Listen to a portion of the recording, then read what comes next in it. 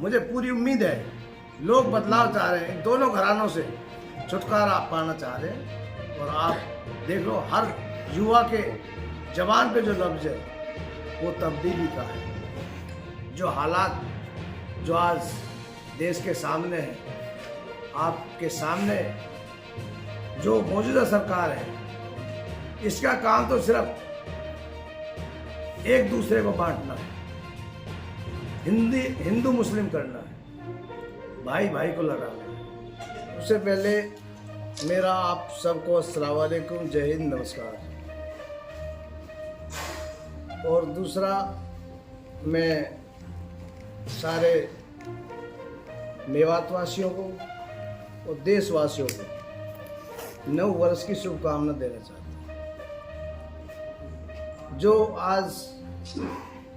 जो हमारा कॉन्फ्रेंस का जो 24,000 हमारे जो जाट भाई हैं, वो हमारे जो देंगड़ घासेड़िया उनके साथ में रखते हैं, तो सबसे ज़्यादा वोट परसेंटेज हमारा है और हक भी हमारा ही है। यहाँ से ज़्यादा नहीं कि पार्टी में जो कोई आता है उसका स्वागत है। और मैं तो ये कहूँ, अगर चौधरी जाकिर भी अगर आ जाए हमें तो उससे भी कोई गुरेज नहीं है।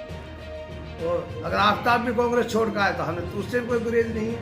तो मुझे उम्मीद है मेवात की 5 seat Indian National Lokdal party के खाते में जाएंगी। और हरियाणा में आगे आगे देखो होता है क्या। मतलब है वो एक तब्दीली जनसंवाद, हर गांव हर घर जाना है और अपनी इंडियन नेशनल लोकदल पार्टी की जो विचारधारा है, जो मांग, जो हमने अपना घोषणा पत्र है, उसको जन जन तक पहुंचाना है। क्या तब्लीगी आएगी और किस तरह के मुद्दे रहेंगे?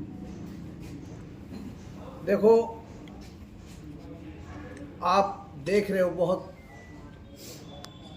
सालों से, मैं तो सालों से कहूँगा, जब से हरियाणा अलग हुआ है, जब से हमारे मेवात में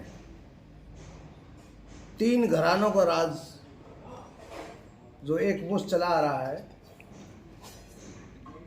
तो वो सबके सामने है।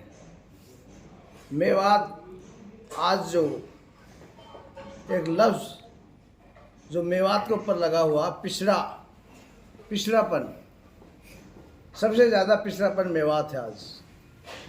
और ये मैं सोचता हूँ कि जो हमारे जो रहनुमा थे, जो पुराने जो राजघराने थे, ये इनकी देन है, क्योंकि इन्होंने मेवात को जानबूझकर पीछे रखा। ना तो शिक्षा पे ध्यान दिया, ना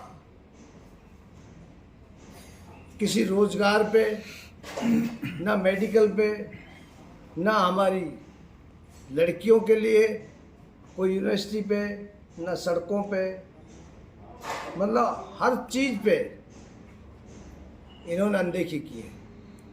सिर्फ ये दोनों घराने, नूह से तो दोनों घराने, बल्कि तीसरा घर भी है मरहूम चौधरी रहीम खान का, वो भी इस राजनीति में सक्रिय रहे हैं, नूह में भी रहे हैं।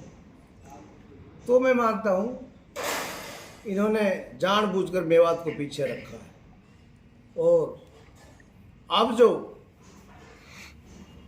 कुछ दिनों से जो एक युवा तबका, जो नौजवान जो पीढ़ी है आज, और वो अपने भविष्य के बारे में सोच रहे हैं और ये करके भी दिखाया है। अभी चंद दिन पहले जो राजस्थान के इलेक्शन आया, वहाँ भी एक पुराने घराने का ही राज था, जो आज युवा ने जो करके दिखाया। तो ये लफ्ज़ जो स्लोगन था पहले तो बदलाव का था, जो हमने जो अपनी पार्टी का जो ये स्लोगन रखा है, जो लफ्ज़ तब्दीली, लफ्ज़ों का फ़र्क है। हमने जो तब्दीली लानी है, तब्दीली जन संवाद, हमने हर घर जाना है, हर गांव में, और सारे युवाओं को, अपने बुजुर्गों को, अपने माताओं बहनों से सबको आगाह भी कराना है। और अपनी पार्टी की जो हमारे नेता चौधरी अभय सिंह चौटाला, उसका एक ही नारा है और पूरा हरियाणा उस पर मोहर लगाता है, जबान के सच्चे हैं, वचन के पक्के हैं, जो कहते हैं वो करते हैं। जो उन्होंने घोषणा पत्र जो बनाया दिया है, उसमें लगभग 12-15 जो वादे किए हैं। सबसे पहला वादा तो ये है, अब जो हमारे जो बीपीएल परिवार थे, उनके जो कार्ड जो काटे गए थे, जो गरीब परिवार थे, उनके राशन कार्ड जो पहले से चले आ रहे थे, वो कार्ड देते, उनको दोबारा से जो पहले सुविधा थी वही सुविधा देंगे, उनके राशन कार्ड दोबारा बनवाएंगे। दूसरा, जब मरहूम चौधरी देवीलाल ने जो पेंशन 100 रुपये से शुरू की थी, जब उन्होंने ये नहीं देखा था कि इसकी आय कितनी है और ये किस जाति से है, चाहे कोई गरीब हो चाहे अमीर हो, उन्होंने बुजुर्गों का मान सम्मान के लिए 100 रुपये की पेंशन शुरू की थी। आज जो ये गूंगी बहरी सरकार है, उस पेंशन को काट रही है। जो मरहूम चौधरी देवीलाल ने जो पेंशन बनाई थी, वो सबको एक समान थी। अब उस पेंशन को जिसकी आय, कहते हैं भाई जिसकी आय 1 लाख से ज़्यादा है, उसकी पेंशन काट दी।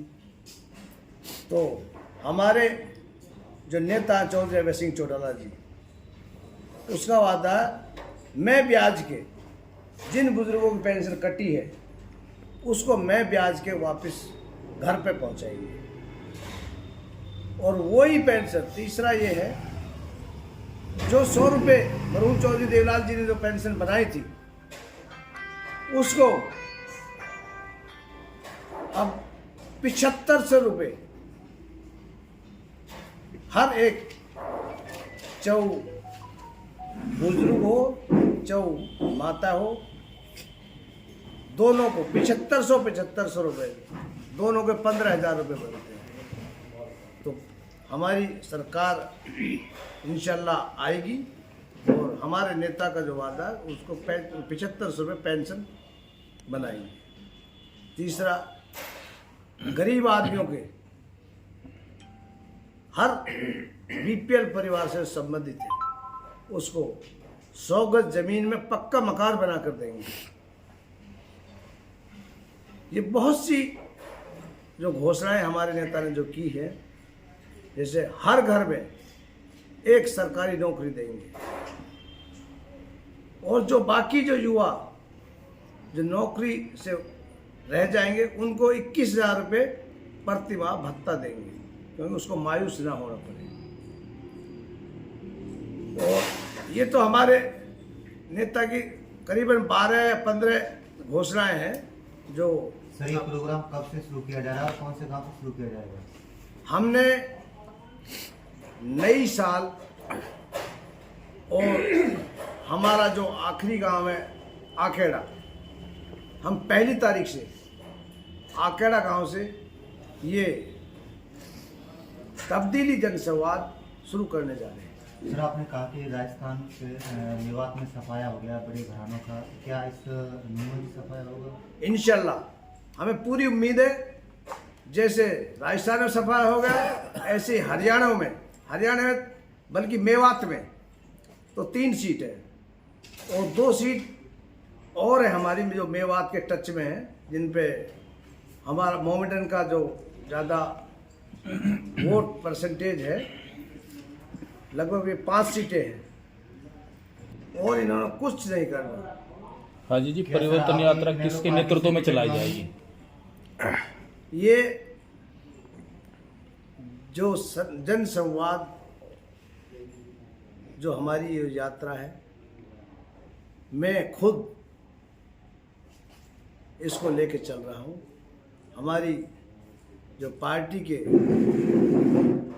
नेता हैं, मैं तो ये कहूँ आने वाला सीएम चौधरी अभय सिंह चौटाला जी के आदेश भी हैं, हर गांव में जाओ और हर घर में जाओ। अभी आपके ये तब्दीली मुहिम जो चलाई जा रही है पूरे हरियाणा में चलाई जा रही है या फिर नूह जिले में ही चलाई जा रही है? ये तो हमारा सिर्फ एक नूह का मसला है। ये तो मैंने आप जैसे जो बुद्धिजीवियों से बैठ कर जो मशवरा किया है, हमने अपने नूह हल्के के लिए ये तब्दीली जनसंवाद का जो प्रोग्राम किया है, बल्कि पूरे हरियाणा में एक जो परिवर्तन रथ यात्रा वो पहले से ही चल रही है, तो उस पर काम बराबर चल रहा है। वो भी यही सेम, वहाँ परिवर्तन रथ यात्रा है, यहाँ तब्दीली जनसंवाद। तब्दीली जनसंवाद आप करने जा रहे हो, क्या हकीकत में 2024 में इसका असर देखने को मिलेगा? बिल्कुल मिलेगा सर। नूह की टिकट आप लेके आएंगे या आगे? इंशाल्लाह मुझे पूरी उम्मीद है, क्योंकि अगर हमारे यहाँ मेवात में जो गोत्रपाल है उसका भी वो बनता है। हमारे यहाँ नूह से पहले चौधरी आफ्ताब अहमद जी कांग्रेस से हैं, मौजूदा विधायक हैं। उनका एक गांव है, 150 वोट है उनके। चौधरी जाकिर हुसैन है, वो बीजेपी में है, उनकी 8000 वोट है।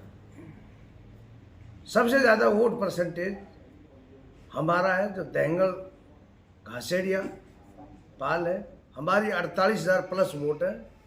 और हमारे साथ और नायब साहब तो पहले भी 5 साल पहले भी 2005 में जब नूह में नगीना ब्लॉक इसी में था, पिनंगवा ब्लॉक इसी में था, तो उनकी जो गोत्रपाल थी वो डाक बज्जा बोलते हैं, जब उनकी वोट थी।